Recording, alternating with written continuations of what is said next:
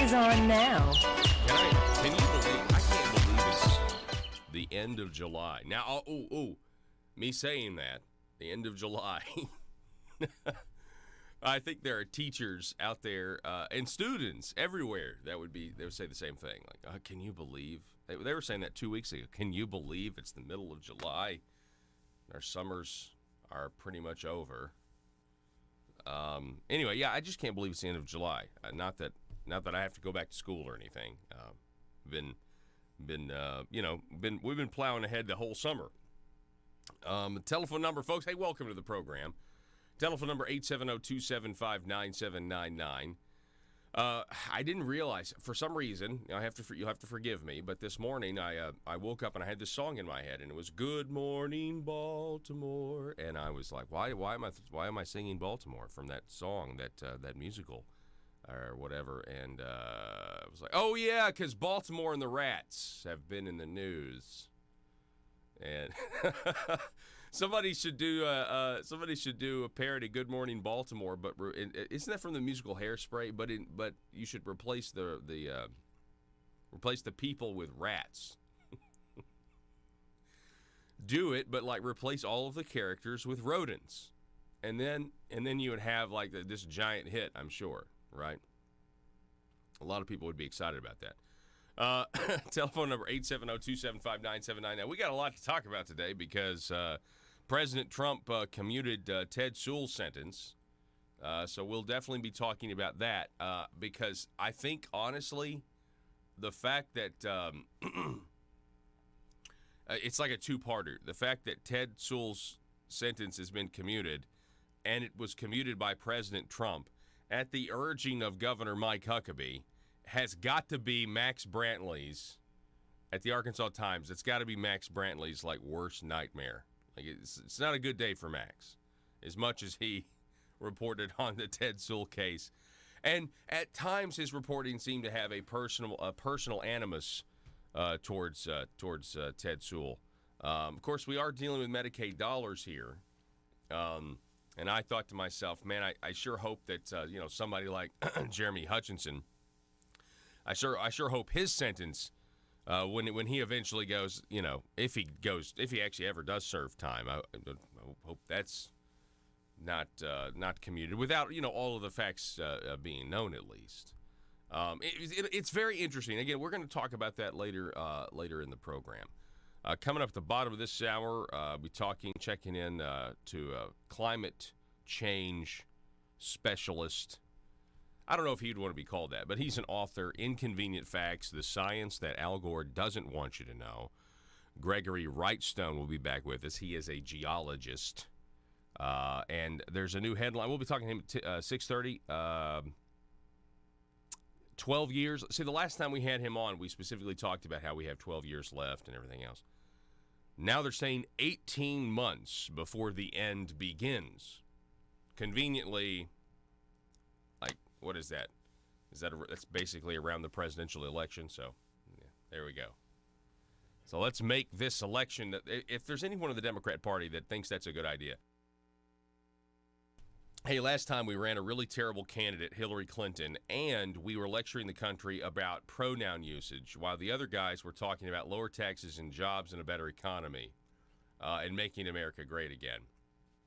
That didn't work out for us this time, so instead, this time, let's talk about how in 18 months, it's the beginning of the end with climate change, and let's make the entire campaign about man-made caused climate change. And talk about the socialistic policies that will stop climate change, because that's always their solution, right? Anyway, we'll talk to Gregory Wrightstone about that. But first up, we have let's see here. Let me get you this update. Hang on, I'm looking at my articles here. Some of them are not pulled up for some. I know they're pulled up over there where you are. Oh yeah, here we go. This is an update from the Daily Wire. We brought you this story yesterday. We brought you this story last week about the trans man. The headline says trans woman. So help me out here. I get confused with this. Okay, so a trans woman, Joe's telling me that a trans woman is a biological man who now wants to be or identifies as, or I guess potentially he's had surgery to be a woman, but still biologically a man. So remember the trans woman who was suing up in Canada, these female estheticians he wanted a bikini wax, but they were like, well, we don't do that with people that have, of course, so he hasn't had the surgery, that have your parts. So man, so we have this reporter here at the Daily Wire. So now it goes before a human rights tribunal. Can you imagine how ridiculous this sounds? I mean, if you really just take a step back, a human rights tribunal to decide. I mean, you would think it's like something like, well, now you're going to go before the human rights. It's like Captain Kirk before all of the Klingons in Star Trek VI. You know, that's a human rights tribunal. Well, a Klingon rights tribunal, because it was about whether or not Trump murdered a bunch of Klingons. Remember that the 3D effects there were the blood in Star Trek VI? That was cutting edge. I saw that with my grandfather at like the Dollar Theater back when they had those. And I remember the blood that was like in the zero gravity environment, and he had the gravity boots. Remember that? That was Star Trek VI was a good movie. That's a human rights tribunal, not can you imagine? We have a human rights tribunal. We have a huge decision to make. It's very complex. Well, what's your decision? Well, or what's the problem? The problem is you got this guy who wants to force these women to wax his genitals, and they don't want to do it. And so that's what we're here to decide. We're here to discuss these issues, these complex issues. That, if we don't figure this out, the world will stop spinning. Jessica Yaniv is his name, formerly Jonathan Yaniv, has filed a total of 16 complaints against female estheticians, most of whom are immigrants, with the British Columbia Human Rights Tribunal after they refused to wax Yanif's male genitals. The activist is claiming discrimination based on gender identity and is seeking financial restitution, estimated as totaling at least $32,500. I don't know what this guy thinks he's got going on down there, but it's not worth $32,500. That may be the cost of his gender reassignment surgery. Oh, man. Yaniv testified before the Human Rights Tribunal on Friday. Quote, "None of these providers had any issue with anything until I mentioned I was transgender. Why was it not brought up saying, hey, we don't do services on male genitalia?" Yaniv, who identifies as a female but has male genitalia, contacted the businesses through Facebook messages requesting to book an appointment for waxing services, including a Brazilian wax, which removes most of the hair. Most or all pubic hair. She says many of the estheticians advertise themselves as offering arm, leg, and pubic waxing for either male or female customers. According to CBC, after it was understood that Yaniv has male genitals, however, the estheticians refused to perform the service. Some of the women being sued by Yaniv claim to lack the training required for waxing male genitals, or that they are not comfortable doing so for religious or personal reasons. Oh, well, imagine that. Imagine that. They've got a religious reason against it or personal reasons. They just don't want to have to handle that. Man. I'm sorry, woman. Quote, "It's not about the service at all," Yaniv said before the Human Rights Tribunal. When you start discriminating against certain service elements in certain protected classes, that's when we really have an issue. Okay, so there you go. His arguments are ironclad. That's exactly what you would think. Tell me what you think. You can sound off on our Facebook page. You can sound off over on the YouTube channel. You can also watch us at Conduit News, 870-275-9799, facebook.com/Conduit News. My goodness. Unbelievable. Okay, what else do we have here? I saw where, real quick, Alyssa Milano is in the news. Did you see this? The Angel, so she came out with there was actually a really good impersonation of this, somebody making fun of her, but she did like a Twitter video or an Instagram video where she was like sobbing uncontrollably about the border and the way Donald Trump is treating kids at the border. Angel moms have responded now, though. John Binder with a report, Mary Ann Mendoza and Sabine Durbin are calling out actress Alyssa Milano over her tearful rant in which she said Border Patrol agents are destroying children's lives by enforcing immigration laws. The separation, really. It's the idea that, you're at the border and you do something illegal and then they separate the child from the parent. This is what's destroying kids' lives, according to her. I just don't understand why the argument that the right has produced that, if you're doing something really, really, really illegal and you've got the child with you in the car, let's say, and they separate you. You're going to go to jail and the kid's going somewhere else. That's just the way it goes when you break the law. Not to mention many of these kids are being recycled. There are reports where you have the same kids accompanying different people. What are these kids also being used for? We know some of it's sex trafficking, disgusting, these lowlifes. $150 billion a year industry that we know about. I'm sure it's much higher than that. Here's Milano, quote, I just watched this video of a baby being reunited with her mom.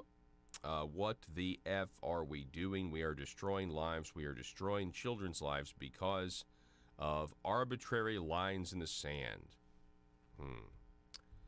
Well, that doesn't really sit so well with Mendoza, who lost her 32-year-old police officer, her son, who was a police officer, Brandon Mendoza, when he was killed by a drunk, illegal alien who was driving the wrong way down a highway in Mesa, Arizona back in May of 2014.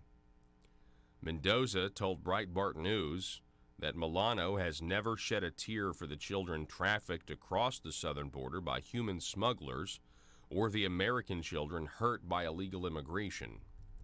The amount of children who are being trafficked is of no concern of hers. The percentage of trafficked children is so much higher than those separated. Thank goodness our Border Patrol men and women are aware of this and are helping those children whom Alyssa has never mentioned.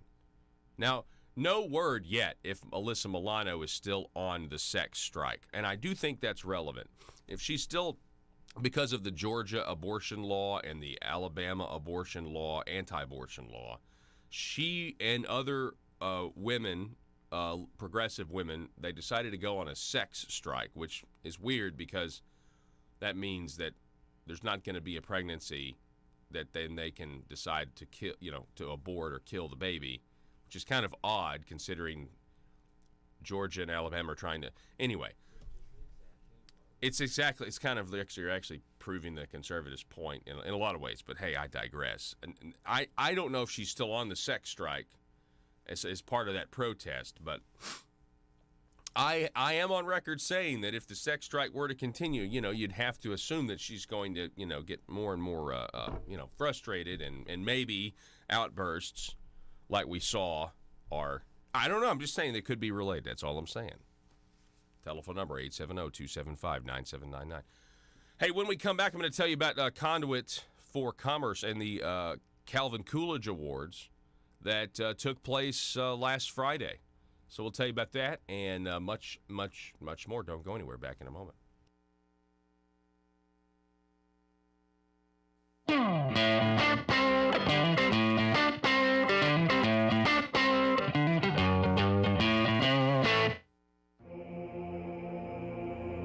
It's Conduit News Radio with Paul Harrell. Hi, folks. Paul Harrell here. For those that can't catch Conduit News Radio with me on the radio every morning from 6 a.m. to 8, don't panic.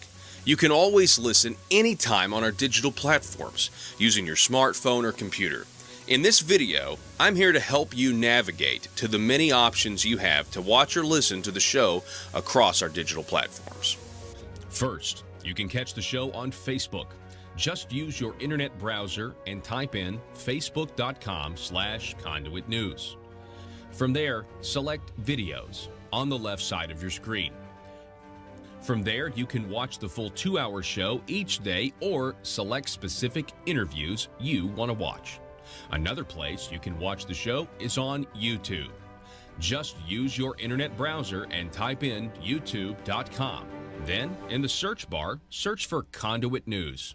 Select the Conduit News page as it appears. While here, be sure to hit the subscribe button and hit the little bell to receive notifications when new videos are ready. From YouTube, you can also watch every live show daily and all the interviews I have with guests. More options are available at our website, conduitnews.com. Select the Conduit News Radio with Paul Harrell tab. Here, you can watch each day's show live or watch old episodes and interviews. You can also catch audio-only versions of the show right here on this page of the website. For audio-only versions of the show, you have some options. For Apple iPhone users, simply use the podcast app and search Conduit News. Subscribe to the podcast and get each hour of the show automatically in your app daily. You can also download the SoundCloud app from your app store and search Conduit News to find your station. And that goes for Android users as well. Conduit News Radio with Paul Harrell is the intersection of conservative ideas and reality. We want to make sure you get the latest on Arkansas news and politics. You have many options to know what government is doing in your name and with your tax dollars. Learn more at conduitnews.com. I want you to welcome back to the program. We've got with us the Texas Director for the Gun Owners of America. Rachel Malone is back with us. Rachel, how are you? I'm doing great. Thank you so much. Absolutely. So glad that you're up with us this morning. And I saw this, and this is why I wanted to have you on. We haven't really talked about this, but there's something that's being pushed through the Senate right now, the Violence Against Women Act. And, you know, with a title like that, how in the world, would there be anything wrong with it? But there's some gun language in there, isn't there? Absolutely, there is, and you're right. I mean, how can anybody oppose something that helps keep women safe? But it's just a disguise to try to push through red flag laws and gun control.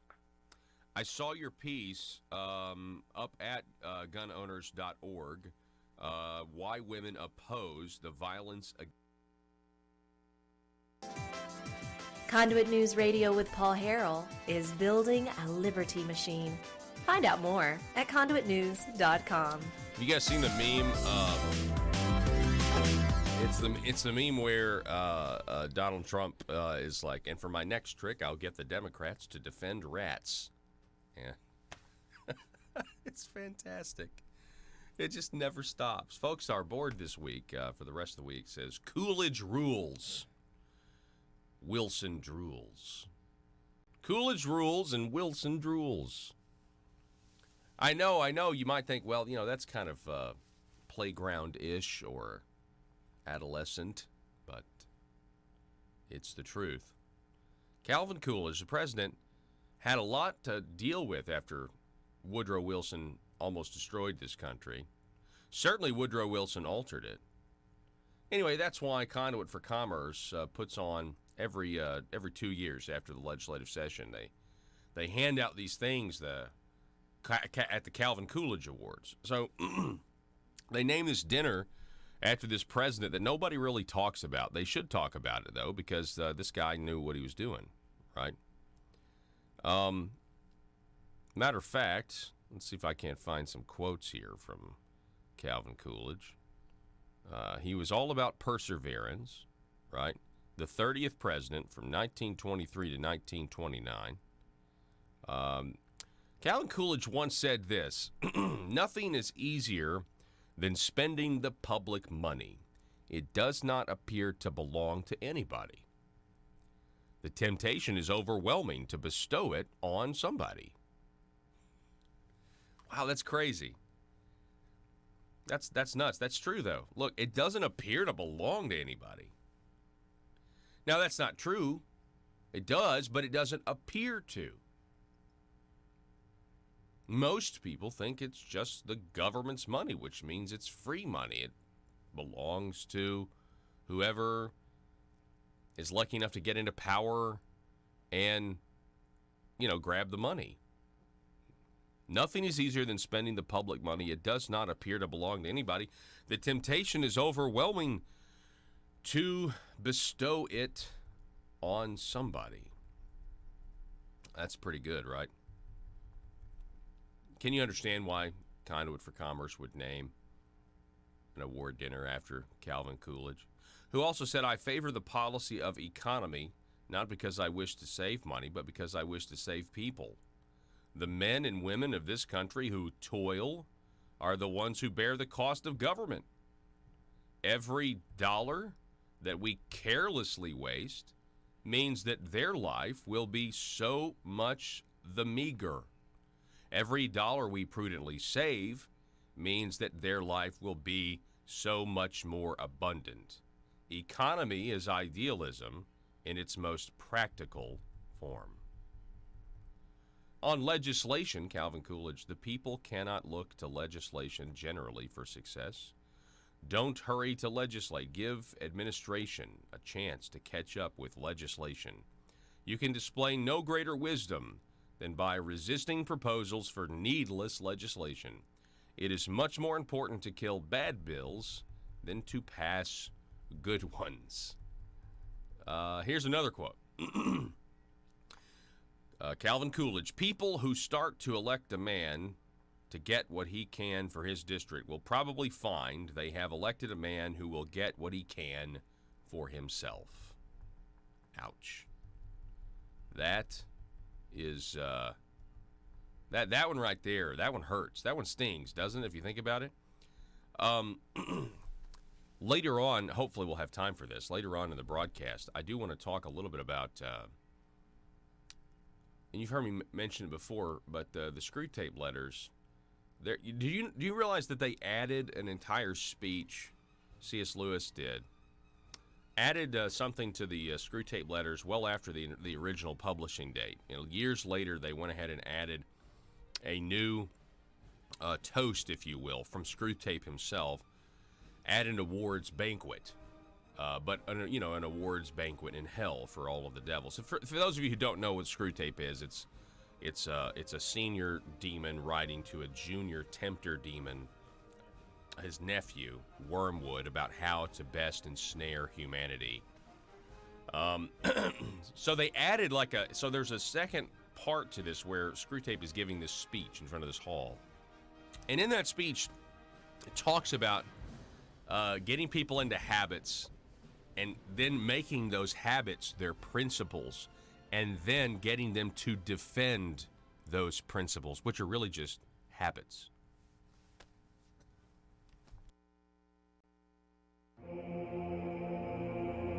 It's Conduit News Radio with Paul Harrell. Hi, folks. Paul Harrell here. For those that can't catch Conduit News Radio with me on the radio every morning from 6 a.m. to 8, don't panic. You can always listen anytime on our digital platforms using your smartphone or computer. In this video, I'm here to help you navigate to the many options you have to watch or listen to the show across our digital platforms. First, you can catch the show on Facebook. Just use your internet browser and type in facebook.com/Conduit News. From there, select Videos on the left side of your screen. From there, you can watch the full 2-hour show each day or select specific interviews you want to watch. Another place you can watch the show is on YouTube. Just use your internet browser and type in youtube.com. Then, in the search bar, search for Conduit News. Select the Conduit News page as it appears. While here, be sure to hit the subscribe button and hit the little bell to receive notifications when new videos are ready. From YouTube, you can also watch every live show daily and all the interviews I have with guests. More options are available at our website, conduitnews.com. Select the Conduit News Radio with Paul Harrell tab. Here, you can watch each day's show live or watch old episodes and interviews. You can also catch audio-only versions of the show right here on this page of the website. For audio-only versions of the show, you have some options. For Apple iPhone users, simply use the podcast app and search Conduit News. Subscribe to the podcast and get each hour of the show automatically in your app daily. You can also download the SoundCloud app from your app store and search Conduit News to find your station. And that goes for Android users as well. Conduit News Radio with Paul Harrell is the intersection of conservative ideas and reality. We want to make sure you get the latest on Arkansas news and politics. You have many options to know what government is doing in your name and with your tax dollars. Learn more at conduitnews.com. Against Women Act. So, why is the Violence Against Women Act actually not good for women? Well, in a nutshell, it's not good for women because it simply purports to take more guns away from more people. It sets up a structure so that any dating partner or former dating partner can go get an ex parte order, meaning they can go to a judge by themselves without the other person being there to defend themselves. And they can say, oh, my former dating partner is being abusive. I don't think he or she should have guns. Harrell. And the guns are taken away.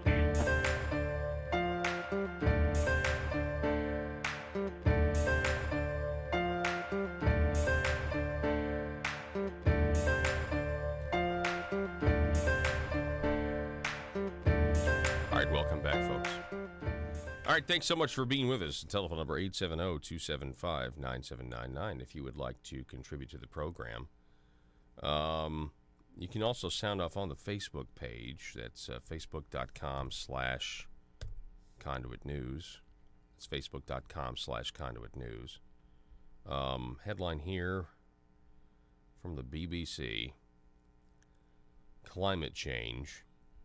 12 years to save the planet. Make that 18 months. A guy by the name of Matt McGrath, who's an environmental correspondent for the BBC. Okay. Do you remember the good old days when we had 12 years to save the planet? Now it seems there's a growing consensus that the next 18 months will be critical in dealing with the global heating crisis. Among other environmental challenges, like trying to convince the population that if we just listen to our leaders, we can change and even control the weather. That's a little bit difficult to do. That would be other environmental challenges, convincing people that the capitalist environment needs to change to a socialist environment in order to get this off the ground. So what do we do with this? Climate change, 12 years to save the planet. Oh, scratch that, make that 18 months. Well, I wanted to bring in the author of Inconvenient Facts, the science that Al Gore doesn't want you to know about. Once again, Gregory Wrightstone is back with us. Greg, how are you, sir? Oh, really good, really good. Thank you for having me back on. Absolutely. What do you make of this headline? Because we had just talked about this like 2 weeks ago, you and me, about how they said 12 years until it's irreversible, and now they're saying, well, no, actually 18 months. I think that's actually conveniently pretty close to the presidential election too, by the way. Yeah, this is crazy. And when we were on last, we talked about all these other predictions we've seen over, really since the last 30 years, and none of them have come to pass. It all started Al Gore predicting that New York City would be underwater, people predicting saying London would be underwater and Miami by now. None of these have come to pass. And, if we look at what's actually happening, the rate of sea level rise is part of what they're really worried about. And we're at less than, it's risen less than a foot over the last 100-plus years. It's very insignificant. And it all started, as you know, we've talked about back in the mid-1800s as we were coming out of the death-dealing cold of the Little Ice Age. And during that Little Ice Age, it was 1250 to 1800 or so. That's when the glaciers, huge glacial advances occurred throughout Europe and North America. And it's those glacial retreats that lifted us out of the death-dealing cold of the horrifically cold Little Ice Age that have brought us into this blessed warmth that we're experiencing now. And it's not tremendously warmed. It's warmed about 1.5 degrees since 1850. So it's not a significant amount of warming. But again, all this warming, the bulk of this has occurred prior to us adding the huge amounts of that demon gas CO2 to the atmosphere. And if you see the back of my truck, I've got a bumper sticker that says "I heart CO2." When I go to speak at places, I've got buttons I hand out with "I heart CO2" buttons, because I'm a really, really big proponent of the many benefits that the Earth and humanity are experiencing from increasing CO2 and rising temperatures. Those two are combining to show Earth and humanity tremendous benefits. You mentioned this Little Ice Age, and I have to wonder, this mini ice age. Back in the 70s, you can go find the articles that talked about global cooling. And, that was, one of the fears, that maybe we are going to digress. We are going to retreat back into something that historically we can actually know happened. This mini ice age. We know it actually happened. So was that some of the basis originally for this fear? Well, they're not looking. You mean the fear of 12 years? No. They're not looking at history at all, and which really we need to do. And that's what I do as a geologist. I put this in a long-term context to show that we are in cycles of rising and falling temperatures. The one thing I say about temperature, the only thing constant about temperature is it's either rising or falling. It's never constant, and we see this time and time again. But yet, if people like Al Gore and the like, they can't admit that natural forces can drive temperatures. If they admit that they want you and your listeners have to believe that the current temperatures we're at and the slight rise we've seen is unusual and unprecedented. We've never seen anything like it in 2,000 years. But we know just the opposite is that they're just not right, and they're not looking at the history. If we look back through these other warm periods, well, for crying out loud, Paul, the Romans, when they occupied England, they were growing citrus in the north of England near Hadrian's Wall. Well, you can't grow citrus anywhere in England today. Wow. Nowhere near that high of a latitude. Things like that we can look at and say, well, it had to have been warmer, right? There's no way you're going to grow citrus today in England. We see that large areas in Greenland, the Vikings were growing barley and many crops. We see that there are still Vikings deeply buried in the permafrost of Greenland. Well, it had to have been warmer for them to dig the graves to bury these guys in, and gals. So just looking at historical fact, and that's what I'm doing with my next book that I'm in the process of writing, just the beginning stages now. I think it's a fascinating way to look at climate and temperature, is to look at the past through humanity's, through our not just the Earth's history, but human history. And one of the great stories that we have are from the late Middle Ages, as we started coming out of what was called the High Middle Ages, the warmth of the medieval warm period. That was the time of great cathedral building, blossoming technology, where empires were rising up. And then it started getting cold. And it was kind of, well, it wasn't funny if you were a weather-causing witch being burn at the stake. But as it started getting cold, what we always see is crops fail. The cold periods are associated with crop failure, famine, pestilence, and mass depopulation. And in the Little Ice Age, we saw the same thing. Around in the 13th century, it started getting cold, crops failed. The people blamed it on weather causing witches. And in the 14th century, the Pope actually issued a papal bull stating that, yes, there were things caused, there were weather causing witches. So basically, the Pope said, have at it, boys. And man, they did. For the next several hundred years, there were somewhere between 30 and 40,000 supposed witches burned at the stake. Most of them burned at the stake, some drowned. And you're saying, I guess I've never heard it was over weather. Yeah. These were weather-causing witches that created the famines and so on. Now, this is in Europe, mostly Germany, France, Belgium, throughout most of Europe. But what was funny, well, it's not funny really, but it's around 1500 it started warming up again and the crops came back. Well, why did the crops come back, Paul? They killed all the witches. Oh, of course. Yeah, that's what they said. Oh, yeah. But that only lasted about 40 years, and then it really started getting cold. And that's when, and I've got a chart that I'm going to be adding in my book, and what I talk about. It's a chart relating the number of witches killed by decade with the temperatures during that period. And it's just a great correlation. It's kind of a fascinating story that most people have never heard. But what it does is highlights the dangers of cold. Mm-hmm. We're being told, oh my God, we're all going to die. Crops are going to fail because we're going to get it. Temperatures are going to increase by 1.5 degrees. Well, come on, man. That we did not see that in the history of humanity. When it warms up, great things happen to humanity, and it's happened time and time again.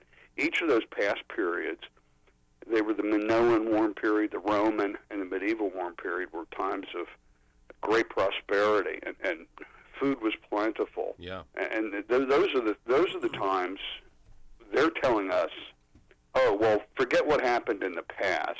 This is going to happen this time. Yeah. And these things that the catastrophes they're predicting are based on failed climate models that overpredict warming too much. And what I like to do, they're making prognostications of what may or may not happen 58 or 100 years in the future.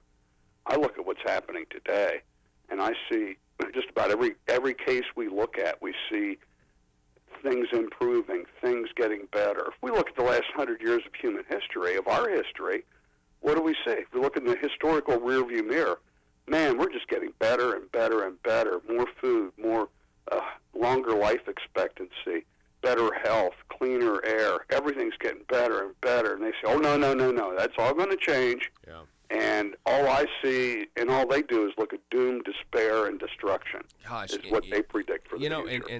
And this is, I guess this is the I guess maybe the historical difference.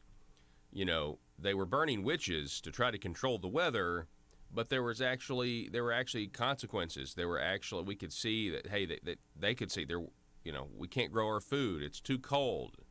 And so, what are they saying? Like you were saying, you know, what are the current day results where we're saying, wow, there really truly is a problem here? And from what I'm hearing from you is Gregory Wrightstone is there isn't one. I don't see a problem.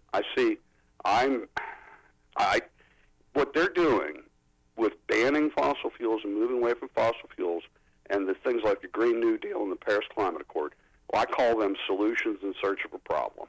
Because what they're saying is going to happen, shouldn't we see some evidence of that today? Shouldn't we see, and what they're pointing to as evidence, when you actually look at the science, the facts, and the data, it's just opposite of what they're saying. We see benefits. And I like to look at forest fires as a great example. We see there's a decline in the number of fires worldwide, North America, United States, and even in California. California, the number of fires have declined by almost 50% in the last 30 years, and nobody knows it. No. Now, the area burned has increased. when I tell people that, they look at me with like a side eye, going, "What's this guy been smoking?"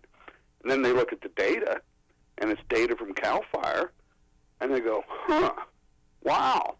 So the area burned has increased. So these fires are much bigger and more intense. But that's a forest management issue, not a global warming issue.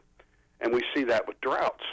They're telling us that droughts are expanding and are going to become terrible. If you look at the big droughts, they've actually been in significant decline. And both of those are related because of rising temperature and increasing CO2, we're seeing a greening of the earth. And you can just Google, if you don't believe me, Google NASA and greening and see what you find. You'll find that the earth, up to 50% of the earth is what they call greening. Vegetation's increasing. They're telling us it's decreasing and the earth is turning into a vast desert. Just the opposite is happening. We're expanding. Up to 50% of the earth is greening. Less than 4%, according to NASA, is what they call browning or loss of vegetation. Wow. That's a really good trade-off, man. I'd take that any day of the week. Yeah. 50% pro and less than 4% going the other way. I mean, I think this is refreshing. I just want you to know Gregory Wrightstone, who, he's a geologist. He's an author, Inconvenient Facts, the Science That Al Gore Doesn't Want You to Know. You should check out the book. But I can just feel the audience like, wow, it's good to hear somebody that knows what they're talking about on this issue, because obviously the media and the left and the Democrats, I mean, the only thing we ever hear is that, it is real, we're all going to die in 12 years. And some of that's enforced by Hollywood, with those movies like The Day After Tomorrow or whatever it was called, where all of the sudden, there were no signs, and all of a sudden, we're facing this terrible weather event, across the globe. And it's just frustrating. And their solutions, and I want to remind everybody, all of their solutions to deal with this so-called problem are socialistic in nature, aren't they? Oh, they are. And AOC's chief of staff, who was the prime architect of the Green New Deal, let the cat out of the bag 2 weeks ago. And he, in an interview with the Washington Post, he asked the interviewer, "Well, do you think this," and he was referring to the Green New Deal, "do you think this is really about the environment or climate change?" He says, "No. This is about reordering the economic policies of the world in the United States." And he admitted it. Yeah. And that's what it's all about. And thank you for your compliments about bringing this a lot of this information. Your listeners, we have a smartphone app that is a companion to the book. I advise. I mean, the book has been a great resource. And you know what? We were just #1 bestseller on Amazon in the last 2 weeks in a couple categories. Wow. So it's really been word of mouth that's gotten this word out there. But this smartphone app, it's a powerful tool. It lists all 60 inconvenient facts that you can have in the palm of your hand. And you can get that at the App Store, Google Play. Just search for Inconvenient Facts, and it comes right up. So many people are so happy with it because it gives them the power to have this information right there in the palm of their hand. Now, it's also on an iPhone, correct, as well? Yes. Okay. Yeah, it was taken down by Apple. Tim Cook and Apple took it off the App Store. We were down for about 2.5 months and finally got it back up last month. So it's now available. Nice. I'm getting it right now, Gregor. That's pretty cool. That's really You will cool. love it. You will use it. People tell me, I use this 4 or 5 times a week when I'm talking to people because they never had anything like this before where you could. And I use it when I'm traveling. I spoke in Beaufort, South Carolina last week. Tomorrow night I'm going to Wilmington, North Carolina to speak, and then next week to Wichita, Kansas to speak out there. So I travel all around. And as I'm traveling, just meeting new people at restaurants, I can pull out this app and show them information. And people are thirsty for this information. Wow. Yeah, I just downloaded it. Inconvenient Facts, the science that Al Gore doesn't want you to know, 10 inconvenient facts. Gregory Wrightstone, we appreciate you coming on as always, and we thank you so much, sir. All right, thank you. All righty, folks, we're going to take a break. There's a lot of truth, a lot of knowledge he has about actual climate history versus what they think is going to happen 150 years from now. They can't predict the weather like really that accurately from one day to the next. So I mean, but 20 years, 30 years, no problem. Back in just a moment.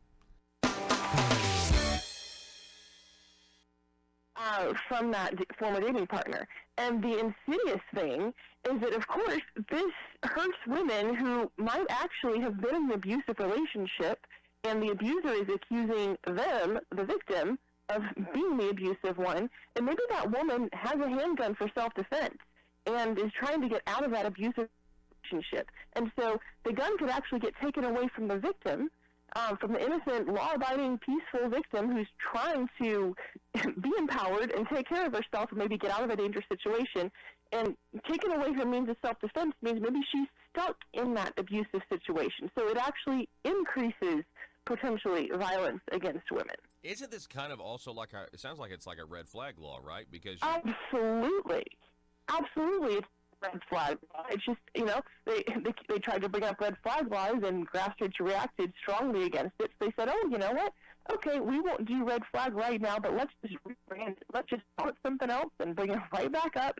And, of course, you can't turn down something that protects women, right? So that's exactly what they're doing. It's a red flag law. It's like, let's title the bill "To Cure Cancer." I mean, that's what they do. That's what this is. We've seen this movie before. Okay, so I'm quoting your piece. Many women like myself carry guns for self-defense from thugs and criminals, but provisions in the Disarm Women Act would allow for any dating partner or former dating partner to strip a gun-owning woman of her constitutional rights with just a phone call to a judge. A woman's guns are confiscated with no warning, no due process, just like a red flag law. In fact, we've had a lot of experience with these quickie proceedings, and we know that they are often used by an angry ex to extract revenge on a former partner. And then you talk about a California example. So this is not hypotheticals. We actually have, these instances where it's actually happened. Tell us about California. Exactly. So California has a red flag law, and this is one of many examples we could use, but there was a cheating husband who used his state's red flag law. He used California's red flag law, went to a judge and said, oh, my abusive wife has a gun, please take it away. And they took away his wife's Glock under the red flag law. So, I guess he's afraid of her finding out and getting free from him. I'm not sure exactly what the situation was, but yeah, that's how he used it. Wow. Yeah, I mean, it really is, it's a huge problem. So what's going to happen? I mean, you think this is going to get through the Senate? I mean, I know it got through the House. Right. So right now it's in a little bit of state of limbo because it's summer and they're taking some breaks. So it passed the House. The Pelosi's House was very excited about it, and there was you could definitely say there was a bipartisan vote. It was not just Democrats who supported this bill in the House, and that's why we're worried about it, and that's why we need a lot of public pressure in the Senate. So the Senate is looking at it now. I was in D.C. with GOA a few weeks ago to meet with some staffers and let them know in no way, shape, or form should they ever consider anything like a red flag law. I specifically let them know that when Texas tried to bring that up last. Determined to drain the swamp in Little Rock, it's Conduit News Radio with Paul Harrell. 7:33, or coming up at 7:33, we'll be talking with the coordinator for the Northeast Arkansas Tea Party, Iris Stevens. She's going to be here in studio. Interestingly enough, last week, City Councilman Bobby Long, who is also running for State Representative District 53, but he is, just outspoken in a very measured and calculated way against a proposed half-cent or full-cent sales tax increase on the people of Jonesboro. And, considering the fact that the legislature raised our taxes from a net perspective, net tax increase, $70 million in the first fiscal year, with the potential for it to go up even more, depending on how we vote at the ballot box in 2020 on some other tax increases. Then you combine that with the news from the Tax Foundation that Arkansas is now tied with Tennessee for the number one highest sales tax in the country.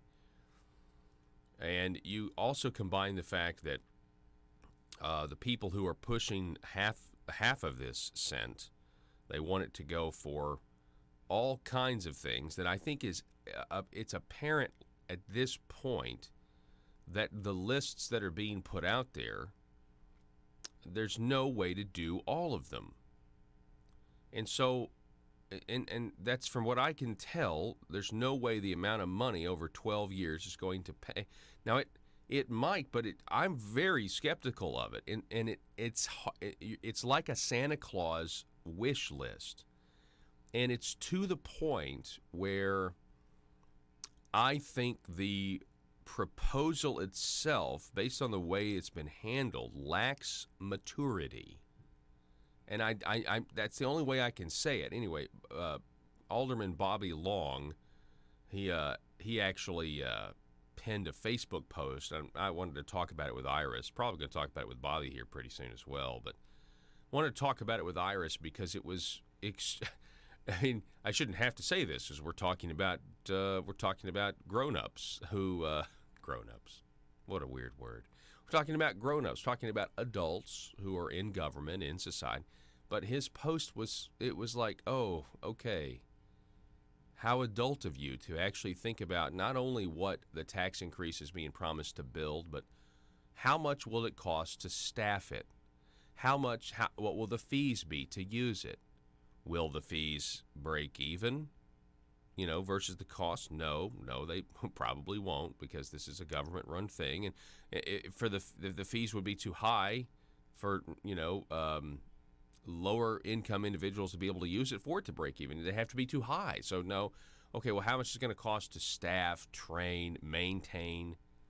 You can't just build something. You also have to have money to maintain it. Are we really to expect that all of the maintenance needs we won't need after 12 years? Will they let the tax sunset? Of course not. We'll be in this situation. Just like any community is back in this situation. They just kick the can down the road, 10 years, 12 years.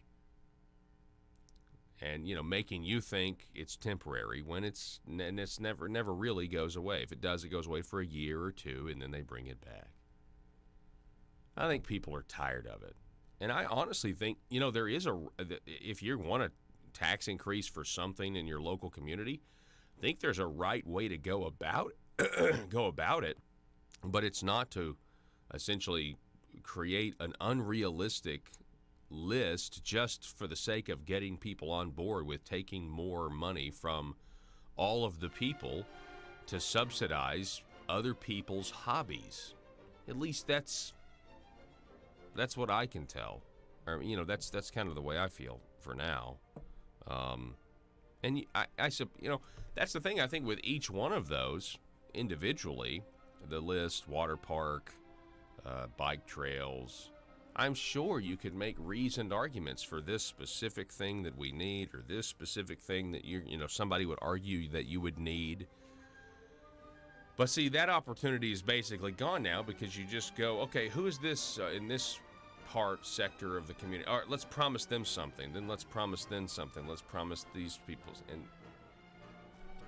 call me skeptical. It's probably my middle name is skeptical to a lot of folks that listen to the program. My middle name is actually Jethro, though, believe it or not. The news and talk of Northeast Arkansas. This is News Talk 101.3 FM and 12:30 AM KBTM, Jonesboro, an EAB radio station. Sheer grassroots shot it down and made it clear that nobody was going to get reelected if they ever tried a red flag law. So I hope that struck a chord with some of our senators. But yeah, we're trying to encourage them now to get rid of all the anti-gun provisions in the Violence Against Women Act. The bill that's what they're trying to do is a reauthorization, but adding a lot of stuff to the bill. And we just are saying, get rid of that extra stuff you're adding to it. Yeah, that's what I was going to say. There's got to be, well, there maybe not, who knows, but there's probably some good things in this bill. The Violence Against Women Act. They've just now added this, and it certainly is a problem. And so, yeah, the goal would be for the Senate Republicans to just take this language out. And pass it without it, and then of course we can get reauthorized. I'm sure the House will throw a fit, but I mean, this really is something that is a foot in the door. We know that the left's goal, I mean, we've talked about this before, Rachel, but the left's goal is to confiscate our guns. It just is. That's what they want to do. And so any way to move that needle is a threat to us. Exactly. And I say all the time, modern gun control, I don't think it looks like the legislature passing some law that immediately forces everybody to give up every single one of their guns and sending all the military to the door to take away guns. I don't think they're stupid enough to do that. But what they are going to do is pass bills like this that take guns away from select groups of the population, and they're conditioning people more and more to think it's okay to do that. So for the government to decide who from whom they can take away guns, and pretty soon people are going to wake up and say, "Oh, now today I'm in that group that gets my guns taken away." Yeah, you are exactly right about that. And here's the thing with women. I would say in this situation, the point could be made that they're the ones that need the guns. If you're a woman and you're in an abusive relationship, all of a sudden that gun is an equalizer. It's if anything a deterrent. And there's a lot of people. I mean, I know here in Arkansas we've had politicians, that certainly encourage with our constitutional carry situation that we have. If you are in an abusive relationship, we've encouraged like an educational effort to let a woman know that you don't need a permit, you don't have to get a permission slip from the government, that you can go arm yourself to protect yourself right now. And a lot of women don't know that here in our state. So, if there's going to be any chance that this law makes it harder for a woman to defend herself against and see, that's what's so interesting. It's very ironic that this provision is in the Violence Against Women Act, and hopefully that point, hopefully that point will resonate with some Republicans in the Senate.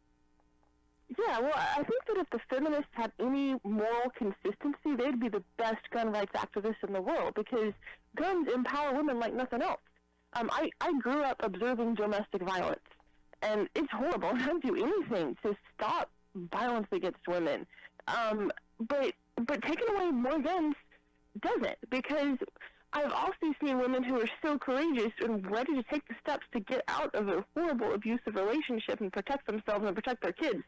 And just mere gun ownership and the idea that for a woman who's being abused, the idea that, I could actually protect myself and my kids, and I could get us out of here. I hate to see anything that strips her of that empowerment, and that's exactly what this bill does. It disempowers women. It steps backwards for what women's rights activists have been trying to do for a long time. Yeah. Terrible bill. It really is. Well, let's hope that it changes. And I really appreciate the work that you're doing, Rachel, and the work that Gun Owners of America is doing. And it's always great to have you on the program, and I really appreciate it. Thank you so much, Paul. You too. All righty. Thank you, Rachel. Folks, this portion of the program was brought to you by the Patriots VAC 746. Now, if you don't know, the Patriots VAC 746 are an Arkansas-based group. I mean, they're on the forefront. They're grassroots. They're cutting edge when it comes to this idea of constitutional carry in the state of Arkansas. Did you know that you don't need, according to the law, according to a court case, Taft versus the state of Arkansas, and according to the Arkansas General Assembly that just met, who passed 2 resolutions declaring that they agree with the Taft decision and that you don't need a permit to carry a gun open or concealed. Patriots VAC 746 has been advocating this since 2013, July of 2013. And they've been working with local law enforcement. I think it's time we ask ourselves if we still know the freedoms that were intended for us by the Founding Fathers. They seem to be in full-scale retreat from spending cuts and are talking about raising people's taxes again. And I have only one thing to say to the tax increasers. Go ahead, make my day. If we lose freedom here, there's no place to escape to. This is the last stand on earth. Those who would trade our freedom for security have embarked on this downward course. Whether we believe in our capacity for self-government or whether we abandon the American Revolution and confess that a little intellectual elite in a far distant capital can plan our lives for us better than we can plan them ourselves. Conduit News Radio with Paul Harrell is on now. Calvin Coolidge rules and Woodrow Wilson drools. Welcome back, hour number 2. Thanks so much for being with us. When we get to the bottom of this hour, we'll be talking with Ira Stevens from the NEA Tea Party. I tell you where I want to start today, because this is maybe kind of higher. I don't know. More generally, what is wrong with our government? We're electing human beings to represent us. We're electing fallible human beings that, by their very human nature, will let us down. Right? Like, if I were the perfect husband, which I'm not, right? I have failed to meet my wife's expectations at times. She has failed to meet my expectations at times. Don't tell her. Shh. But anyway, but I love her dearly. She loves me. But let's assume that I was a perfect husband and I had never failed her. Meaning I had never taken something of hers and not put it back. Not that happened recently.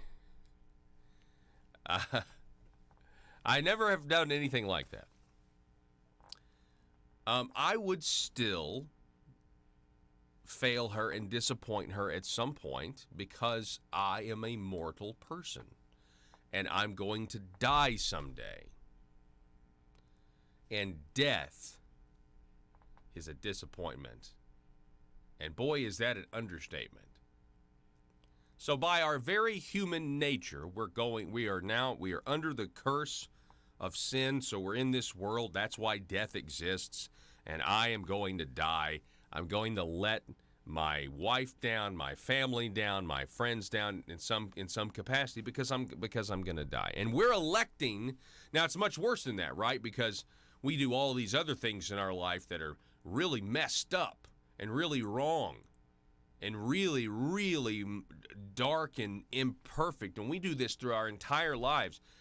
And we do this sometimes publicly. Sometimes we do, most of the time it's probably, privately, except for those that, know us the best. And we have this system of government. Now, I don't mean to paint a negative picture, but we have this system of government, right? And there's all kinds of ideas out there, and our founders settled on the idea, well, we're going to, what we'll do? We'll pick out of this terrible, fallible population, we'll pick somebody out of that to represent us. And I want you to know that, as flawed as it is, it's the best way we have found to govern ourselves, absent the perfect monarch of Jesus Christ actually here among us, meaning when he comes back the second time. Absent that, what we've got over here, this idea of, hey, we're going to pick from all these people that are going to let us down, and we're going to have them go represent us. That's the best we got. It's way better than a human being claiming to be infallible in some monarch. It's way better than being controlled by whoever has the largest standing armies. It's way better than prima nocta. So, anyway, with that being said, the Screw Tape Letters, written by C.S. Lewis. And what happened here is, the Screw Tape Letters were written, by the way, if you've never read them, I highly encourage that you read them. Let's see here. I'm going to pull up the Wikipedia on this real quick, just because I want to make sure I get these dates right. It was first published in 1942, okay? And then later, I believe in the 60s, okay, they added this last piece to the book, this last letter, if you will, which was an award ceremony in hell And if you don't know the screw tape letters, it's essentially you have Screw Tape writing to Wormwood, his nephew, Junior Tempter, and telling him all the tricks on how to ensnare a human soul and the things that you can do. And it's a fascinating insight into enemy tactics, in my opinion. And so they add this part where Screw Tape is actually being honored, and he's basically kind of given a toast to this giant hall, this banquet hall. And I'm going to start it kind of in the middle here, but this is what he says, and I want you to listen to the part where he talks about taking the habit that somebody has, maybe like a bribe, right? The bribe becomes a habit. Then that habit becomes a principle you will vigorously defend. Listen to this. Obey. I well remember with what by the way, stop. This is narrated by the great John Cleese. Go ahead. Narrated by the great John Cleese. Go ahead, sorry. Hope and believe that each one of you has the same uneasiness tonight. Your career is before you. Hell expects and demands that it should be, as mine was, one of unbroken success. If it is not, you know what awaits you. I have no wish to reduce the wholesome and realistic element of terror, the unremitting anxiety which must act as the lash and spur to your endeavours. How often you will envy the humans their faculty of sleep, yet at the same time I would wish to put before you a moderately encouraging view of the strategical situation as a whole. Your dreaded principal has included in a speech full of points something like an apology for the banquet that he has set before us. Well, gentle devils, no one blames him. But it would be vain to deny that the human souls on whose anguish we have been feasting tonight were of pretty poor quality. Not all the most skilful cookery of our tormentors could make them better than insipid. Oh, to get one's teeth again into a Farinata, a Henry VIII, or even a Hitler. There was a real crackling there, something to crunch, a rage, an egotism, a cruelty only just less robust than our own. It put up a delicious resistance to being devoured. It warmed your inwards when you'd got it down. Instead of this, what have we had tonight? There was a municipal authority with graft sauce. Personally, I could not detect in him the flavour of a really passionate and brutal avarice such as delighted one in the great tycoons of the last century. Was he not unmistakably a little man, a creature of the petty rake-off, pocketed with a petty joke in private and denied with the stalest platitudes in his public utterances, a grubby little nonentity who had drifted into corruption, only just realizing that he was corrupt, and chiefly because everyone else did it. Then there was the lukewarm casserole of adulterers. Could you find in it any trace of a fully inflamed, defiant, rebellious, insatiable lust? I couldn't. They all tasted to me like undersexed morons who had blundered or trickled into the wrong beds in automatic response to sexy advertisements, or to make themselves feel modern and emancipated, or to reassure themselves about their virility or their normalcy, or even because they have nothing else to do. Frankly, to me, who have tasted Messalina and Casanova, they were nauseating. The trade unionist stuff with sedition was perhaps a shade better. He had done some real harm. He had, not quite unknowingly, worked for bloodshed, famine, and the extinction of liberty. Yes, in a way, but what a way. He thought of those ultimate objectives so little. Towing the party line, self-importance, and above all, mere routine were what really dominated his life. But now comes the point. Gastronomically, all this is deplorable, but I hope none of us puts gastronomy first. Is it not, in another and far more serious way, full of hope and promise? Consider first the mere quantity. The quality may be wretched, but we never had souls of a sort in more abundance. And then the triumph. We are tempted to say that such souls, or such residual puddles of what once was soul, are hardly worth damning. Yes, but the enemy, for whatever inscrutable and perverse reason, thought them worth trying to save. Believe me, he did. You youngsters who have not yet been on active service have no idea with what labour, with what delicate skill, each of these miserable creatures was finally captured. The difficulty lay in their very smallness and flabbiness. Here were vermin so muddled in mind, so passively responsive to environment, that it was very hard to raise them to that level of clarity and deliberateness at which mortal sin becomes possible. To raise them just enough, but not that fatal millimetre of too much, for then, of course, all would possibly have been lost. They might have seen, they might have repented. On the other hand, if they had been raised too little, they would very possibly have qualified for limbo, as creatures suitable neither for heaven nor for hell, things that, having failed to make the grade, are allowed to sink into a more or less contented subhumanity forever. In each individual choice of what the enemy would call the wrong turning, such creatures are at first hardly, if at all, in a state of full spiritual responsibility. They do not understand either the source or the real character of the prohibitions they are breaking. Their consciousness hardly exists apart from the social atmosphere that surrounds them. And, of course, we have contrived that their very language should be all smudge and blur. Now, this is, this was just an excerpt from the Screwtape Letters. I guess you would say they added this portion well after the initial 1942 publishing date. And I actually had never heard it before. I mean, I've read the Screwtape Letters. I have the entire book on tape from John Cleese, too, which, by the way, is fantastic if you're ever on a long drive somewhere and you want to just get through them all. It is really a trip, let me tell you. But fascinating insight there. But the portion, essentially the beginning is, they're talking about these demons, cannibalizing, humans.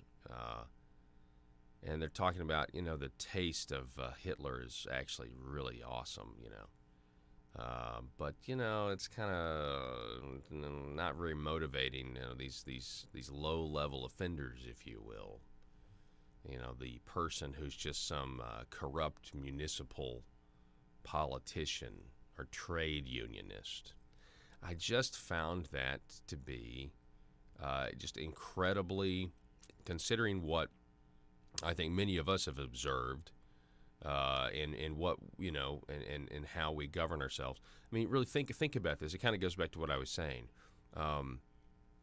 This, especially America's constitutional republic, is the best way we've devised to govern ourselves. I mean, look at the results. But even in that, we're still picking from people who are totally imperfect. And yet there is this movement on the left that would have you believe that we can perfect ourselves, or that a government office somehow comes with angel's wings and some sort of perfection attached to it. And it doesn't. And that is why government is best that governs least. That's why it needs to be small in what it can do to other people by force, because we don't hope that someone is not corrupt. Our understanding of humanity is we count on someone being corrupt. The whole basis of our government. That's why you gave the government specific things it couldn't do. That's why you gave the government specific things it could do. And then you said anything not listed, you can't do. Because they were counting on men trying to use government to hurt, injure, kill other men and their property and their privacy. Speaking of privacy, a lot of motivation right now to really look into big tech and what they're doing. Hey, folks, on Friday, I I went to the Calvin Coolidge Awards at the Capitol Hotel in Little Rock. Conduit for Commerce put this award on. We last hour read for you some quotes from President Calvin Coolidge rules and Woodrow Wilson drools. That's what you need to know. But man, he was a guy that got it. He understood the pitfalls of big government and the benefits of economic freedom and limited government. And there were awards given out. Do we have a montage of this, Joe? Go ahead and cue this up. This is just for your listening and viewing pleasure. Real quick, Calvin Coolidge Awards from Friday. Our folks, once again, the Calvin Coolidge Awards 2019. Our top senator, Trent Garner.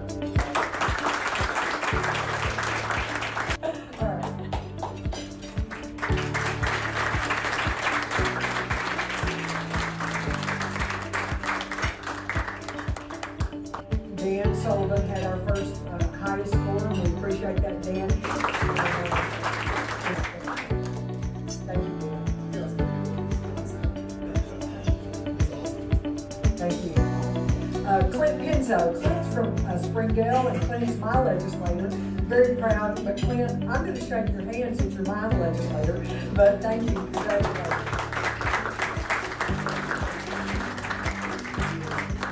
Proud of Robin Lundstrom. Robin, come on down. Robin's also here 2 years ago with us with some great deals, and we appreciate you, Robin, and all your hard work. Rick Beck, we're very proud of Rick. All right, Rick, and he's done a great job this year. We're extremely proud of Rick. Thank you. Mark Lowry. Mark. Very proud to see you. Good job. Thank you for Long Island. You've done a great job in education. Nelda Speaks. Thank you. And Vinny. John Payton. And Wilbur. Okay. It's like me saying I'm from Baltimore when I'm really from Wabasiko. Richard Womack. Richard. We appreciate Richard. Those are all his district. Appreciate you, Richard, and your good deals. Representative Julie Mayberry, number one bill, and that was to find a way to pay for highways without raising taxes.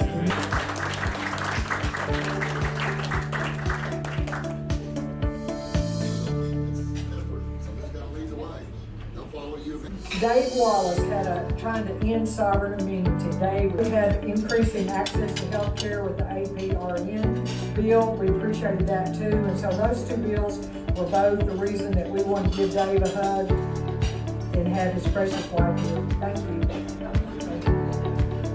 Unemployment tax cut for employers, Kim Hammer and Robin Lundstrom. Kim, would you come down and let us thank you for that? That was good.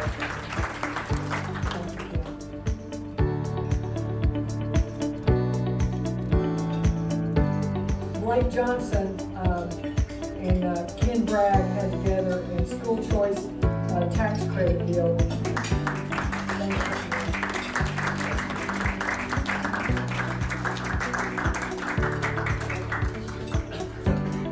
Thank you.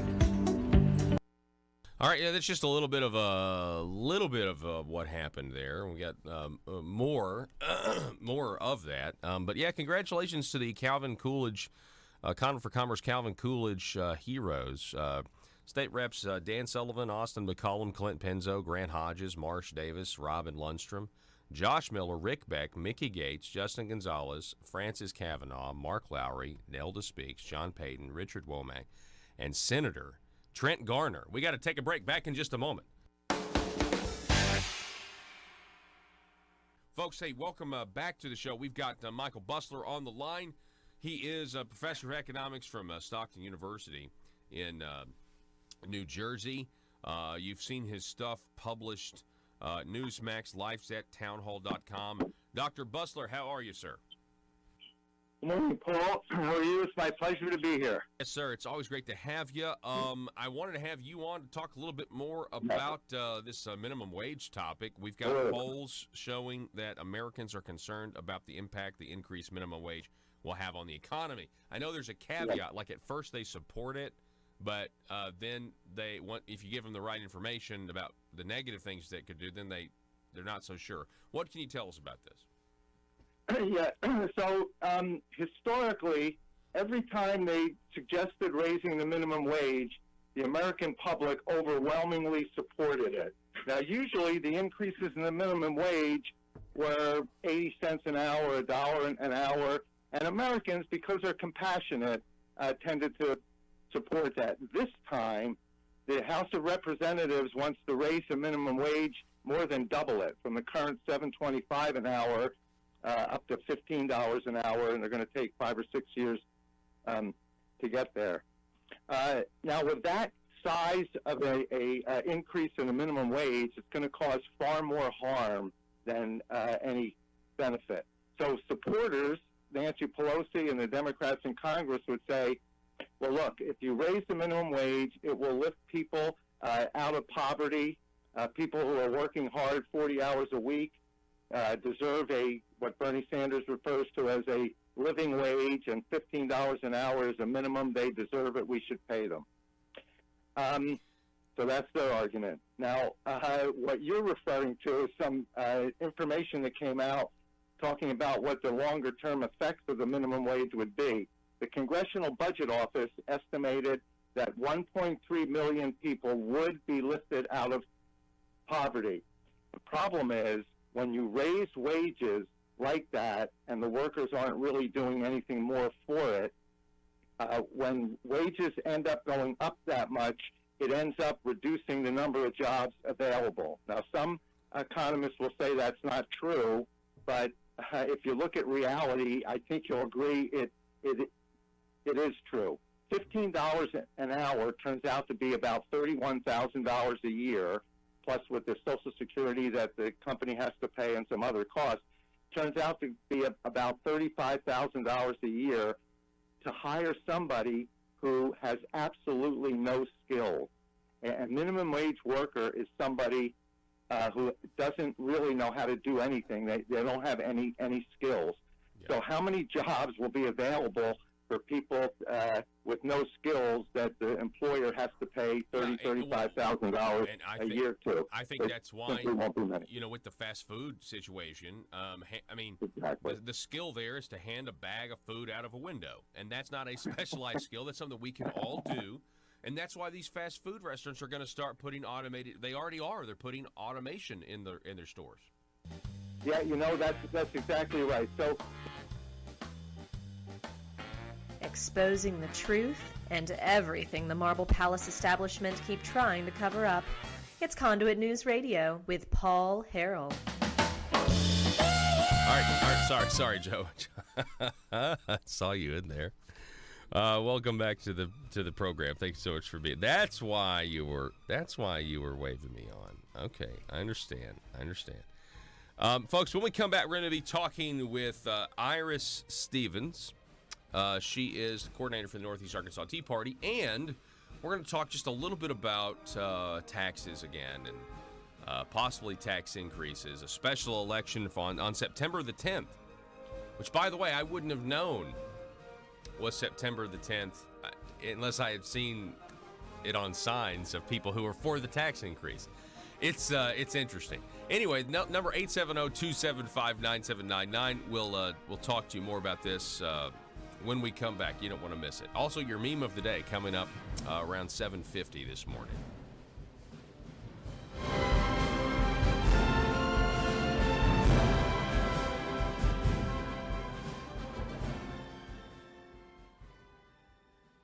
Company, the fast food chain says, look, I've got 5 people in the front here. 3 of them take orders and 2 of them handle payment. Well, as long as I'm paying them $7, $8, $9 an hour, it makes sense for me to do that. There is an alternative. Economists would say you're going to replace labor with capital. So I could bring in some of those automated machines. So they're touch screens to take the order and a credit card as the touch screen to make a payment. Well, that's fairly expensive, and I haven't done it so far. However, if I have to pay these 5 people I have instead of the 15, 16, 18,000 a year I pay them, if I now have to pay them over $30,000 a year, and I've got 5 of them there, it simply isn't going to be profitable for me. And now it's cheaper to get the touch screens in there and take the place of labor. So automation is happening, artificial intelligence is happening, but the faster you push up the minimum wage, the more likely you are to get automation coming in, and you'll see a severe reduction in the number of jobs available. Yeah. Look, the unemployment rate is down under 4%, but if you look at the unemployment rate for teenagers, which has historically been in the 18-20%, it still is at 13%. Part of the reason for that is you set a wage above what the market would pay somebody, and when that happens, you end up with unemployment. Also, can you address the fact that some of these people on the left that want this higher minimum wage, most of them, their philosophy is also just a bigger government in general, and they're going to get more tax dollars when they artificially increase the minimum wage. Then they're going to get higher tax revenues to government, right? Yeah, if you look at the big picture here, the U.S. went from being a new country to the #1 economy in the world, the largest, most prosperous economy in the world in about 150 years. Other countries were hundreds, in some cases thousands of years older. Well, how did that happen? I believe the reason was 4 things. One, our system encouraged individual freedom. You were free to pursue what you wanted to do. Secondly, we encouraged individual responsibility. People took care of themselves. Thirdly, we had low rates of taxation. So when you earned income, you got to keep most of it. That was plenty of incentive. And fourthly, we had a limited role for government. The government provided the services that they do, defense of the country, a legal system, et cetera, and really didn't get involved much in business. So individual freedom, individual responsibility, low rates of taxation, and a limited role for government made our economy go from 0 to...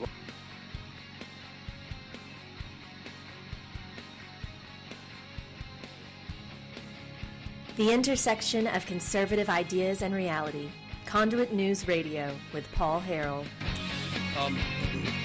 Jonesboro City Council, Jonesboro City Councilman Bobby Long, or Alderman as they're called, he had an interesting Facebook post where he linked to the Arkansas Center for Research and Economics a screenshot of special elections and the disparity. Can we show that real quick? This is the disparity between special elections. You've seen it before. Low voter turnout, which essentially means if you've got voter turnout in a special election of only 19%, you then have a 76% chance of passing your tax increase. If you've got voter turnout in a primary of 24% of the people, you have a 61% chance of passing your tax increase. But if you hold that in a general election, you have 44% voter turnout and a 46% chance of passing the tax increase, which is why Jonesboro's now passed or called for a special election September the 10th to pass a sales tax, a 1-cent sales tax. Alderman Bobby Long writing, I had an interesting conversation with a lady who worked with a legislative audit for 30 years. I asked if she could give me an example of a municipality that ran an event center or park, such as aquatic centers or water parks, that broke even or made money. She said no. She stated that user fees would be such that the normal citizen couldn't afford it, so the city has to take the loss to keep it affordable. The Tax Foundation ran an article on July 10th, 2019, which states 5 states with the highest average combined state and local sales tax are Tennessee and Arkansas, Louisiana, Washington, and Alabama. The 5 states with the lowest average combined rates are Alaska, Hawaii, Wyoming, Wisconsin, and Maine. It goes on to say state and local governments should be cautious about raising rates too high relative to their neighbors, because doing so would yield less revenue than expected. Okay, something to think about. Hang on a second, because I got to keep going down. Now, it talks about Jonesboro, and then he goes down and he asks some questions. If this tax increase is passed, What would the new rate have to be in order to maintain and continue funding not only one, but possibly over 10 new facilities, because that's what's being talked about, past the 12 years the tax is supposed to be, levied on the people? Remember, this tax does absolutely nothing to address the reserve spending the city has had to engage in over the past few years. Yet, if this passes, this could be one of the most aggressive expansions of city-owned and operated facilities in recent history. Just a side note, I saw where an additional $6 million in mosquito control will be pushed. Will this be continued as well? Or are we hoping to eradicate the mosquito population so we won't have to issue, or we won't have an issue in 12 years? I had to ask. Do the cost estimates include land? Do the cost estimates include hiring, training, and benefits of new city employees, not just now, but past 12 years? What would be the anticipated user fees for each proposed facility? And would those fees be such that the average person could afford them? Remember, the higher the fees, the less cost to the city, but the fewer people can afford to pay them. The lower the fees, the more cost to the city, but more citizens can afford to pay them. What is the additional cost to the city for each event center or park, and where will that money come from? Utilities, staffing, insurance, upkeep, maintenance.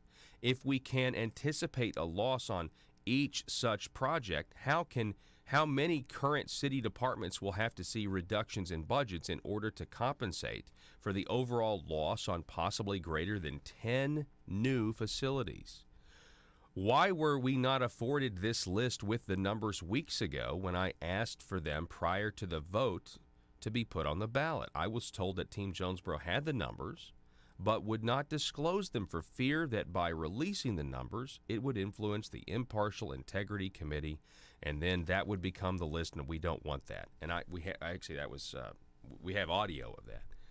This Facebook post was so thoughtful and asks basic questions that just, if you have any guardianship of the taxpayer dollar, like if you're just trying to make sure and watch out for the taxpayer, and that means everybody who pays sales tax, that's a very thoughtful post, and I don't think any of those questions have been asked. Here now to talk more about this, we do have the coordinator from the Northeast Arkansas Tea Party, Iris Stevens. Iris. Hey. What do you think about this? I think Bobby Long has asked great questions during this whole process. From the first meeting where this was discussed, not the presentation, but the first city council, the first reading, I've thought, why hasn't this been, why wasn't this in their proposal, to look specifically at this? Because he's right. We don't know the answers to any of these. It's just as if, well, we want this. Let's just go out and buy it and have the city pay for it. Right. I thought that was a good way to put it. There's no guardianship, or there does not look to be any guardianship of the taxpayer dollar, because you're going to ask, the elderly, the retired, the on fixed income, low income, they're all going to be paying this tax, and every dollar adds up.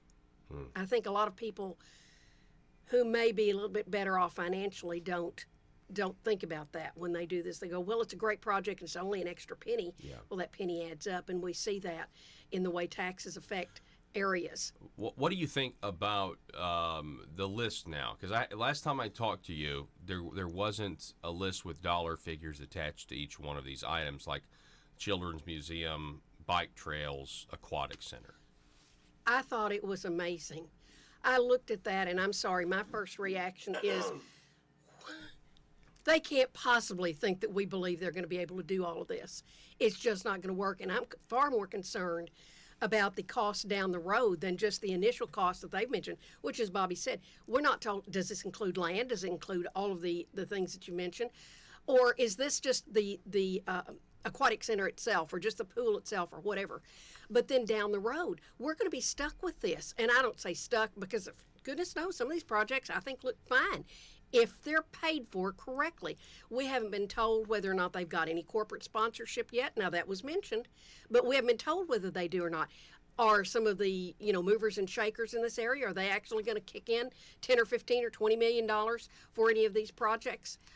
we need to know that before they come to us with their hats out, Yeah. wanting our money. Yeah. This is for just projects over $100 million, because half of that goes, the other half would go to the police and fire. Right. But over $100 million they're wanting, and it's still a very empty proposal. No matter what kind of PR that they're doing with all their little meetings and rallies and their rollout and rally, which I thought was great, and I don't know who their PR person is, but he deserves whatever they're paying for him. That's great. That's great. No, I heard it was a success, based on that criteria for sure. Well, okay, so, I'm just thinking, I know they need the tax, right? Let's talk about the fact that the city actually needs this way more than maybe they're letting on, because we've been getting into our surplus, or Jonesboro has been $6.5 million they pulled down. Okay. And in one point, of course, you don't always get an accurate story, through the paper or whatever. But one person had said that was only half of the possible deficit, which is a scary thought if 6.58 million is only half. And of course, I don't know, because you can't guarantee that what they said was accurate. Yeah. Because I haven't talked to that person. Well, so I guess what I would say is if it's 6.5 million, let's just say it is 6.5 million, I have to say, okay, well, all of the things that are being promised to all of these different groups, you're going to get a renovation of this facility, you're going to get a new facility, you're going to get this. Before any of that happens, we know that 6.5 million, because they're not going to cut anything, right? No. So this tax increase is going to go to plug that hole first. And that was a question that was asked by one of the first questioners at one of the first meetings where we could ask questions, and he was shut down almost immediately, because basically his question was, are you going to take this money and plug some of these holes? How much of this money is going to go there rather than projects? And see, that hasn't been discussed at all, because theoretically, according to what they're saying, all of this money will go toward their projects. But that's not possible if you're already running that kind of a deficit in the city. Yeah, or let's say they've already got money in their general budget allocated for this project. Yes. Well, now the new tax dollar goes to fund that, and then the old money then gets.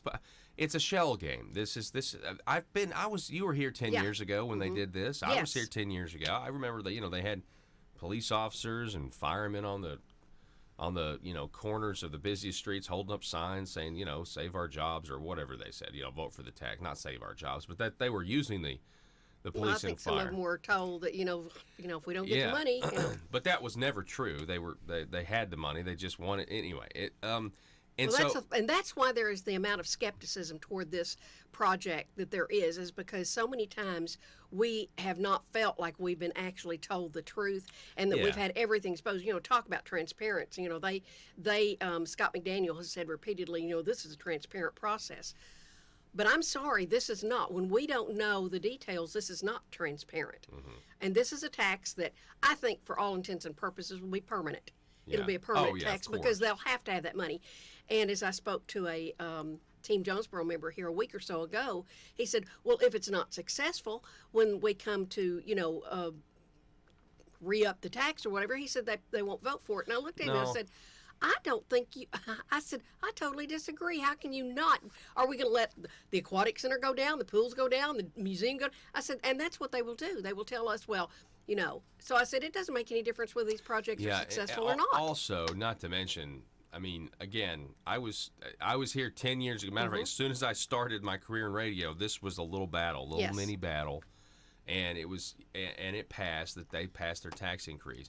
Nobody remembers, unless you do this for a living or an activist like you are, nobody remembers what they were saying 10 years ago. No, they don't. Very few people. It's like very few people remembered. Even Scott McDaniel didn't remember that we had traded our sanitation fees for the increase in that tax in the year 2000. I remembered it because I thought, if we might actually get something for it.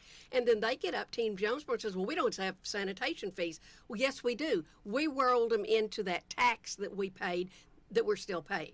Mm-hmm. And, of course, the city government that we've got members of the city government who would like to reinstate a sanitation fee and things like that, because I've got the documentation from the city council meetings where they talk, well, we would have X number of dollars if we went ahead and put this in again. Well, then we're paying double, aren't we? Because one of the reasons they passed the tax was so that we could eliminate the sanitation fee. So if then they impose a sanitation fee, then we're paying double on it. And that's why I tried to let them know, no, we already have a sanitation fee. It was rolled into that tax increase. Okay, so out of these projects, which one, I mean, if you had to pick one, which one would you I'd say think? the pools. We only have one pool in this city, and when Okay. my kids were growing up, we had two. And I can see that, and I could even see making it to where you could have competitions at it. I can even see that, because that would benefit the kids, the schools and things like that. But another question even about that, why are the schools not getting together and using some of their money to put in pools that would benefit all of the ones in the area? Even the ones who don't have swimming could institute a swimming program for that. Right. So there are always alternate ways of funding anything that you see. An aquatic center might be fun, but I think Paragould needs to be called and see how that's working out for them. Yeah, and there's also, I think there's photos of a pool in Batesville that looks strange. So we need to make sure we don't do that. They seem to think it's successful, but a lot of times something that looks successful to the public is not anywhere near as successful on paper. Oh, so right, that's, right, you right. need to find out from your Okay, city. well, I wanted to point that out though, because you're the coordinator of the NEAT party, and you're sitting here saying it's not like unreasonable. So I'm just saying, like, why? And you look at the projects; they're not bad projects, but it's like anything else that you do. Where is the money for it? And how are you going to justify spending it? I'd like to have lots of things that I don't have the money for. What has been remarkable to me is to see the team Jonesboro come together, and they just have this. It's like a Christmas list almost. Exactly.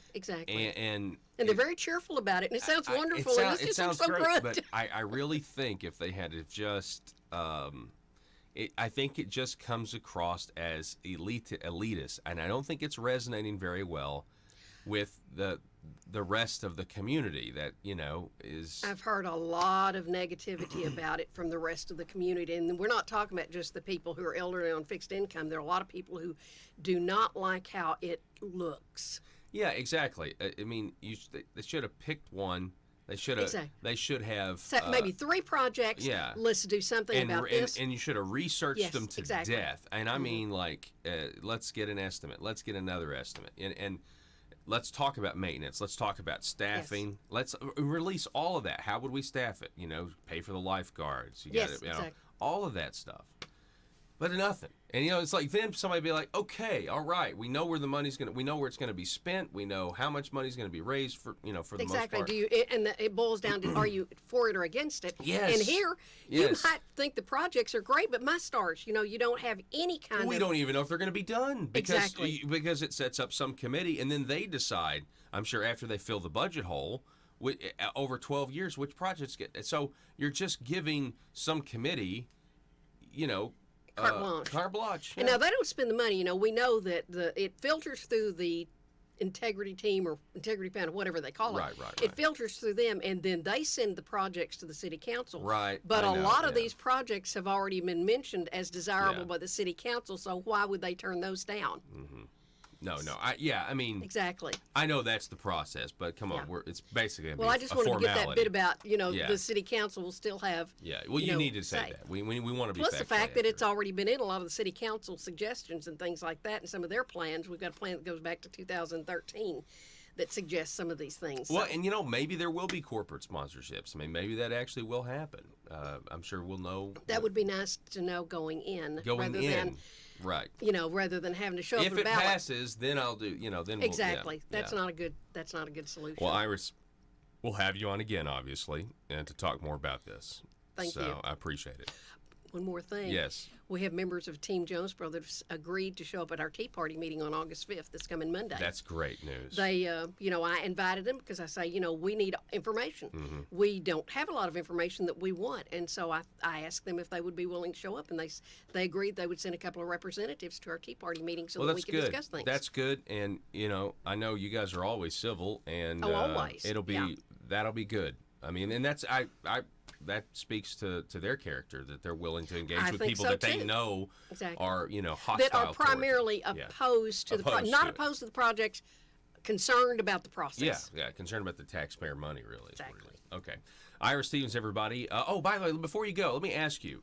So you were a guest at the Calvin Yes, Coolidge I Awards. was. So tell us. It was great. I tell you what, I enjoyed being around those. Got to visit with a bunch of legislators, and there were conservatives, so you're sharing your values and things, and it was just a lot of fun. And I cannot think of his name. I tried all the way up here to think the guy that did the pseudo the magic, the Mr. Joey Williams. I thought it was Joe Williams, but anyway, he was so cute. It was so funny, and it was Yeah. just I very much enjoyed. Can you believe he pulled a $100 bill out of a lemon? Yeah, right. Yes. But I mean, it was soaking wet. Yeah. How did he get that $100 bill inside a lemon? Well, magicians never tell their secrets, I know, so I didn't but- even bother to ask. I know. But it was cute. Well, I mean, And I did. He won't tell me. The food was wonderful. The food was absolutely gourmet. Yeah. So it was a great night, and it was worth going 2 hours down there and 2 hours Yeah, back. good. Well, I'm glad. So it was a lot of fun. Well, thanks for coming, Iris. Well, thank you for inviting me. All right, folks, we're going to take a break. We'll be back here in just a moment.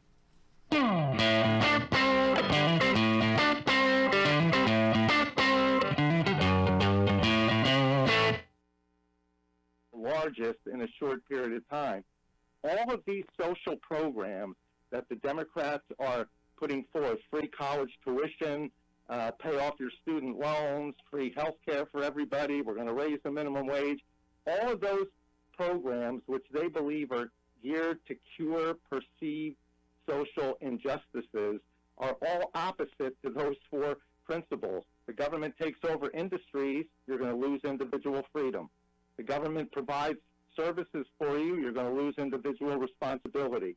In order for the government to pay for this, they're going to have to raise taxes not just on the wealthy, but on everybody, so we'll have a higher rate of taxation. And now we have a large role for government. So it's exactly opposite to what made the country great. I mean, I certainly agree with you. I also know that, this is, the minimum wage, now that you're paying people, mandated a higher wage, you now are getting more tax dollars from them. You now are, the amount of money going to the government is now increasing. And I think that's another reason why they love the minimum wage and increasing it to $15 an hour. Right. Here in Arkansas, we're on there was a ballot initiative that got put forward to the people, and lo and behold, they voted for an increase in the minimum wage, and we're going to be looking in a couple of years. It's a phase-in, but an $11 minimum wage in a state like Arkansas that's got a low cost of living. This is going to cripple small businesses in our state. Not to mention what may be considered nationally. Yeah, I live in New Jersey, along the New Jersey shore. Here, they voted to raise the minimum wage to $15 an hour. It goes up about roughly $1 an hour over the next 5 or 6 years. It's 8-something now. I talk to small business people, especially in these resorts town. They don't know how they're going to stay in business. They can't possibly pay people $15 an hour. I mean, these are college kids that work in the summer. They're glad to have a job down at the shore. If they have to pay them $15 an hour, they can't possibly stay in business. Where do the Democrats think that money is coming from? So if the labor costs are going up, there's only two choices. Either business has got to cover it and reduce their profit, and of course, if the profit gets reduced enough, there's no reason to be in business, and people just go out of business. So business will try to absorb it, or you raise prices to consumers, and there's a limit to how much how much you can raise prices. So any way you look at it, it's either going to hurt business or it's going to hurt consumers. It's going to cause unemployment for a large number of workers. The CBO says you're likely to lose more jobs than the number of people that benefit. So where does it help somebody? There's only 1.3 million people, according to CBO, will be helped. But look at all the other people that you're harming as a result of this. My view is you're far better to let the market determine what a fair wage would be rather than have one artificially set by the government. No, absolutely. I completely agree with you there. We're talking with Dr. Michael Busler, public policy.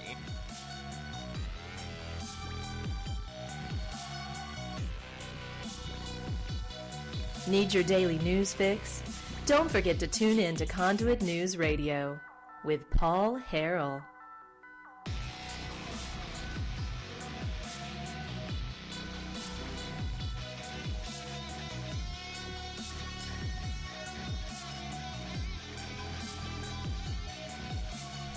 All right, folks, welcome back to the program. Did we decide on a meme of the day, Joe? We did, right?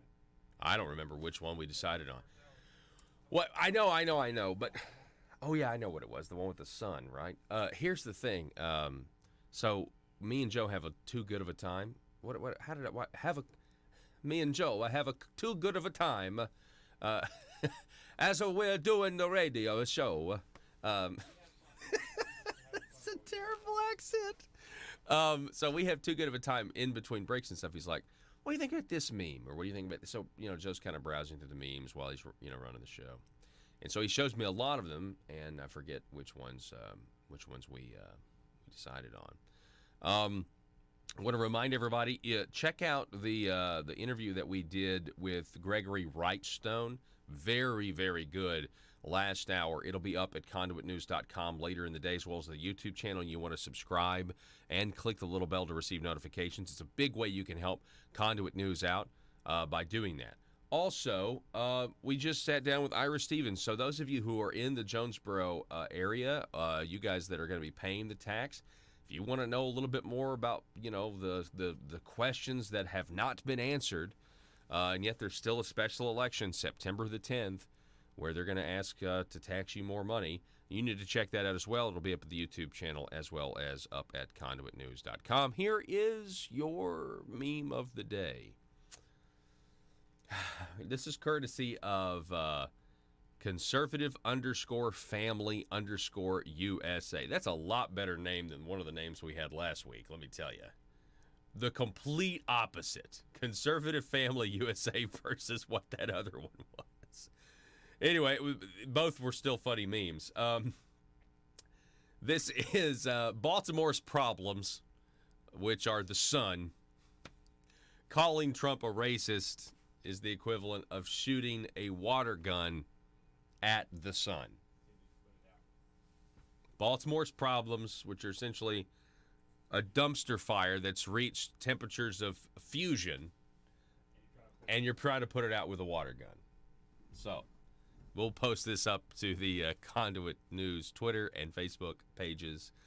Check it out and enjoy. Some of the comments on our Facebook page from these memes are pretty funny, and we appreciate your participation in all of that. Again, I do think one of the best memes out there, and somebody tagged me in a meme too, by the way. I saw that. I got tagged in a meme yesterday that was pretty hilarious as well. Feel free to keep sending those, by the way, because we definitely like to use them. Matter of fact, I'm going to let you look at the one that was sent to me the other day. But I think the funniest one was the one with Trump saying, for my next trick, I'll get the Democrats to defend rats. Because now they are. And also, big idea, they should redo the Hairspray musical, Good Morning Baltimore, but cast it all with rats. And, redo it like Ratatouille, but it's just the Hairspray musical, but with rats. Anyway, hope you guys have a great day, and we'll see you guys tomorrow morning. Arkansas, be safe.